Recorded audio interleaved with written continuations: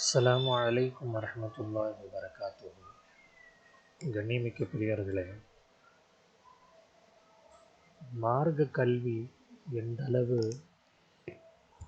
மனிதர்களை மாற்றும் என்பதற்கு பல சரித்திரங்கள் இருக்கின்றது. அதில் முகலாய மன்னர்களில் அவுரங்கசீப் அவர்களுக்கு முஸ்லிம்கள் மத்தியில் நல்ல மரியாதை உண்டு.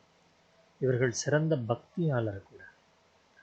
அரசாங்க பணத்தை ஆடம்பரமாக செலவு செய்யாதவர் அவுரங்கசீப் ரஹ்மத்துல்லாஹி அலைஹி. ஆனால் அவரது தந்தை ஷாஜஹான், மூத்த சகோதரர் தாராஷிகோ, இளையவர் முராத் ஆகிய அனைவரும் அரசாங்க பணத்தை ஆடம்பரமாக செலவு செய்வார்கள். தாஜ்மஹாலை கட்டிய ஷாஜஹான் அதற்கு பதிலாக ஒரு மஸ்ஜிதை கட்டியிருந்தால் இன்று வரை அவருக்கு நன்மை போய் சேர்ந்து கொண்டிருக்கும். இதுவோ அவர் ஒரு ஆடம்பர பிரியர் என்பதற்கு ஒரு உதாரணம். தாராஷிகோ, இந்த இளையவர் முராத் ஆகிய இருவரும் குடிகாரர்கள். அரசு பணத்தை குடித்தே அடித்தவர்கள். இந்த இருவருக்கும் உடந்தையாக ஷாஜஹான் இருந்தார். இப்படிப்பட்ட நிலையில் அவுரங்கசீப் ரஹ்மத்துல்லாஹி அலைஹி மட்டும் முற்றிலும் மாறுபட்ட நிலையில் வளர்ந்தார்கள் என்றால் அதற்கு காரணம் அவருக்கு கிடைத்த மார்க்க கல்விதான்.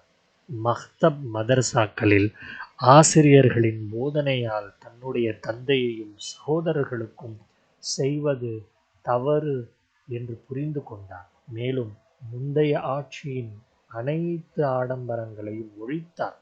உதாரணமாக, முந்தைய ஆட்சியில் கவிஞர் வாரியம் என்று இருந்தது. இவர்களின் முழு வேலை அரசரை புகழ்ந்து கவிதைகளை இயற்றுவதுதான். அதை படித்து பொற்காசுகளை பெறுவது. இதற்காக அரசு பணம் வீணாக்கப்பட்டது. அவுரங்கசீப் ரஹ்மத்துல்லாஹி அலைஹி அவர்களின் ஆட்சிக்கு வந்தவுடன் அந்த வாரியத்தை கலைத்தார். மன்னரை இசை எழுப்பி தூங்க வைக்க இசைவாணர் குழு என்று இருந்தது, அதை கலைத்தார். தன் கையால் தொப்பி தயாரித்து அந்த பணத்தில் செலவு செய்தார்.